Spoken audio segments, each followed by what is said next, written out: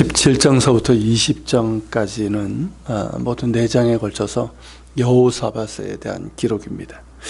17장은 이제 여호사밧의 기록의 서론이라고 할 수가 있는데요. 여호사밧은 아사의 아들로 그 뒤를 이어서 왕이 되었습니다. 그에 대한 평가는 이제 3절서부터 6절에 요약적으로 기록되어 있는 것처럼 다윗의 길로 행하여 바알들에게 구하지 아니했습니다. 하나님을 구하며 그의 계명을 행하면서 이스라엘의 행위, 즉 북왕국의 악한 행위를 따르지 않았습니다. 또한 전심으로 여호와의 길을 걸어 산당들과 아세라 목상들을 나라에서 제거했습니다. 역대기에서는 여기서 처음으로 바알이 언급이 되는데요. 이는 당시 북왕국의 왕이 아합이었기 때문입니다. 우리가 아는 것처럼 아합은 그의 아내 이세벨을 통해서 바알과 아세라 우상 숭배가 북왕국을 완전히 뒤덮어 버리게 했고, 엘리야가 바알과 아세라 사제들과 갈멜산에서 대결을 벌였었죠. 그런 암흑기에 여호사밧이 바알과 아세라의 우상들의 우상 숭배 죄악을 따르지 않았다.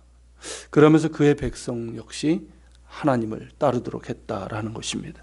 그러므로 하나님께서 그와 함께 하신 것은 너무나 당연합니다. 하나님께서는 여호와 하나님을 찾으며 여호와의 길을 걷는 여호사밧과 함께 하셨고 그의 나라를 견고하게 하셨으며 평안과 부귀를 허락하셨습니다.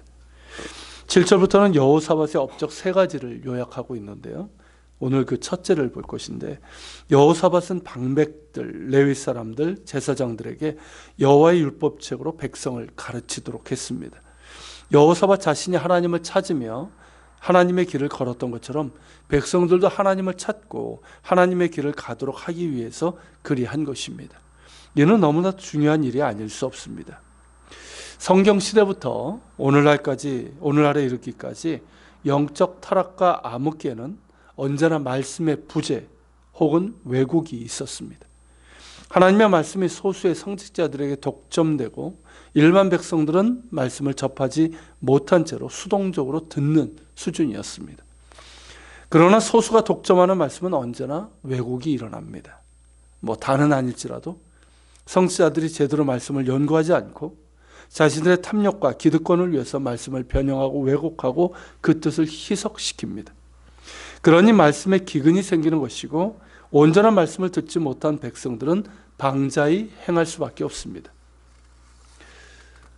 말씀을 왜곡한 이들은 말할 것도 없는 것이고요. 성경시대의 종교개혁도 그렇고 초대교회의 부흥도 그렇거니와 이후 종교개혁을 비롯해서 많은 개혁과 부흥은 한결같이 말씀이 제자리로 돌아옴으로 이루어졌습니다. 말씀이 제자리로 돌아왔다는 것은 하나님께서 말씀하신 원뜻이 변형이나 희석이나 왜곡이 없이 순전하게 선포되는 것을 의미하고, 그 말씀이 소수에게 독점되지 않고 백성들이 사는 곳으로 돌아오는 것을 말합니다.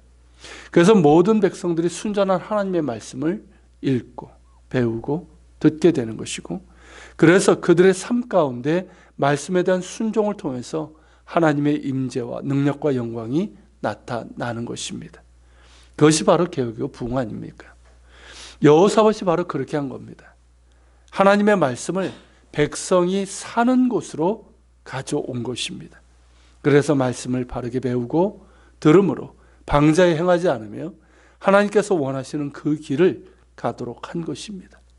너무나도 중요한 일을 한 것이고, 왕이 이러하니 하나님께서 그와 함께 하시며 그에게 큰 은혜와 복을 주심은 마땅합니다. 이것은 오늘날 우리에게 큰 울림이 됩니다. 자유주의는 물론이거니와 이 문자주의적 근본주의와 이 번영신학이라는 잘못된 신학과 우리의 탐욕과 거짓과 음란과 불순종으로 중병에 걸려있는 한국교회가 다시 살 수 있는 길이 무엇인가 하는 것입니다. 말씀의 회복입니다. 성경으로, 말씀으로 돌아가는 것입니다. 어디서든 손쉽게 설교를 들을 수 있고 성경을 구할 수 있지만 이 땅에는 심각한 말씀의 기근이 들려 있습니다. 홍수 때 마실 물이 없는 것처럼 그러합니다. 강단에서 말씀의 왜곡이 있고 말씀을 전하는 자들이나 듣는 자들이 순전한 마음으로 말씀을 따르지 않고 있습니다. 그러다 보니 우리의 삶이 말씀과 동떨어져 있습니다. 그러니 방자에 행하는 것이고 사사시대처럼 왕이 없으므로, 즉 왕이신 하나님을 잊은 채로 자기 소견대로 자기 욕심대로 행하고 있는 것입니다. 다시 말씀으로 돌아가야 합니다. 말씀이 우리의 삶 한가운데로 돌아와야 합니다. 순전한 말씀, 예수 그리스도의 복음, 하나님 나라의 복음이 강단으로 돌아와야 하고, 목회자의 인격과 삶의 자리에 말씀이 돌아와야 합니다. 모든 성도들의 인격과 삶 가운데 말씀이 돌아와야 합니다. 하나님께로, 하나님의 말씀으로 돌이켜야 합니다.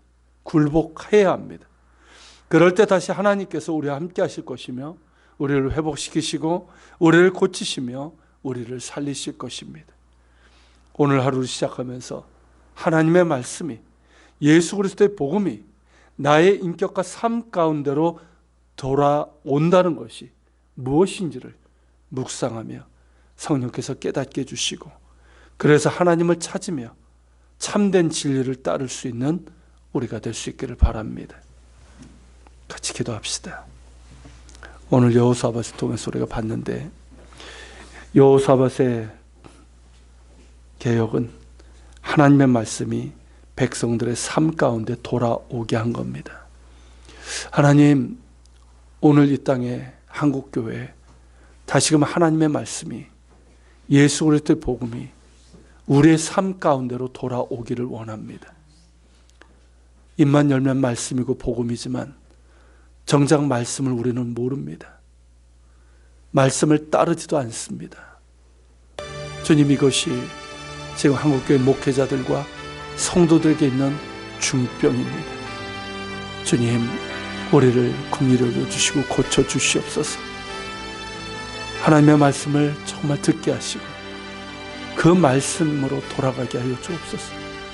말씀이 내 삶과는 동떨어진, 그저 주일날 교회에서만 찾는 그런 말씀이 아니라 내 삶 한가운데서 말씀이 돌아와 그 말씀을 듣고 따를 수 있는 우리가 되게 하여 주시옵소서. 같이 기도하며 주님 앞에 나아갑시다.